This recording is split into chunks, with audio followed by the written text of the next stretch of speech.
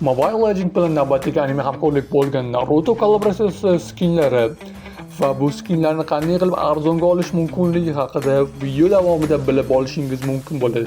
Demak, kollaboratsiyada Lucas uchun Naruto skini, Suyo uchun Sasuke, Hayabusa uchun Kakashi, Kalia uchun Sakura va Whale uchun Gaara skinlari o'rin olgan.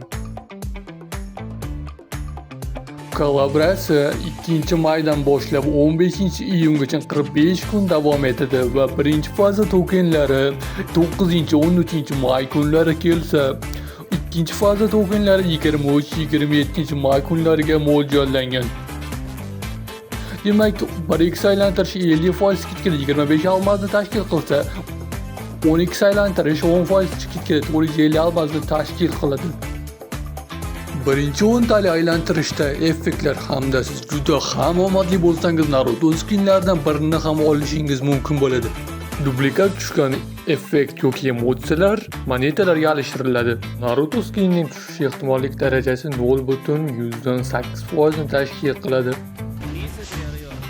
Sizga tezkor, sifatli va arzon narxda donat xizmat kerak bo'lsa, bizlarga murojaat qiling. Telegram kanalimizni описаниеda qoldiraman. Event Shop'dagi 4 turdagi skinni siz 14% skidkada 1200 monetaga olishingiz mumkin bo'ladi. Undan tashqari shopda recall effekt hamda emotsiya va xarizmalarni ham xarid qilishingiz mumkin bo'ladi.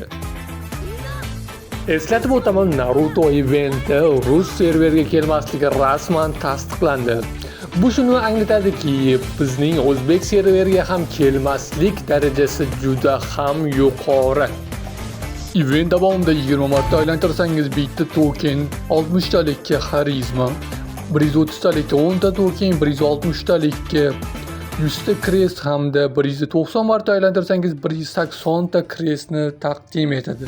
Navbat Naruto kollaboratsiyasi bilan birgalikda keladigan kichik event. Bu eventda siz bashni uchun qurbaqa statusini hamda ikki xil ko'rinishdagi recall effektlardan birini olishingiz mumkin bo'ladi.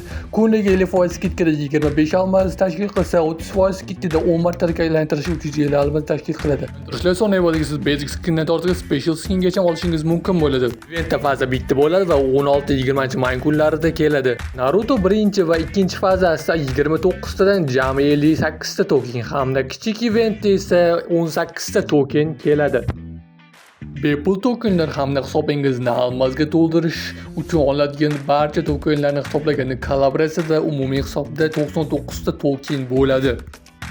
Navbat endi avvaldan bepul bo'ladi deya ma'lum qilingan Whale uchun Gaara skiniga. Bu skinni siz kunlik topshiriqlar bajarish evaziga bepulga olishingiz mumkin bo'ladi. Umumiy miqdorda 8 ochko to'plasangiz skin sizniki. Barcha o'yinchilar umumiy hisobda 600 ming marta Lordni Madarani o'ldirsa, bepul emotsiya taqdim qilinadi. Mini o'yinlarda esa siz umumiy miqdorda 300 ochkoni to'plashingiz mumkin bo'ladi. Buning uchun rasmdagi farqlarni topishingiz, qo'l belgilarini ketma-ket takrorlashingiz hamda bir turdagi rasmlarni to'g'ri poylashingiz zarur bo'ladi. Endi esa Naruto skinlaridan birini qanday qilib maksimum darajada arzonga olishni ko'rib chiqamiz. Buning uchun siz event kelishi bilan 2 haftalik voucher olasiz va birinchi fazagacha kunlik 50% skidkada aylantirasiz. Birinchi fazada hisobingizni 3 haftalik voucher yoki 250 almasga to'ldirasiz. Barcha faza tokenlarini olasiz hamda ikkinchi fazagacha kunlik 50% skidkada aylantirib borasiz. Ikkinchi fazada ham hisobingizni 250 almas yoki 3 haftalik voucherga to'ldirasiz va yana kunlik 50% skidkada aylantirishda davom etasiz. Omadingiz kelsa 104-107 aylantirishlar songa kelib sizda yetarli moneta bo'ladi. Event songacha sizda yetarli moneta bo'lmasa, 10 martalik aylantirishni amalga oshirasiz. Bitta skin sizga minimum 1275 almas va maksimum 1975 almasga tushadi. Naruto kollaboratsiyasi haqidagi barcha ma'lumotlar shulardan iborat edi. İlk videoyum bo'lganligi uchun xato va kamchiliklar bo'lishi tabiiy.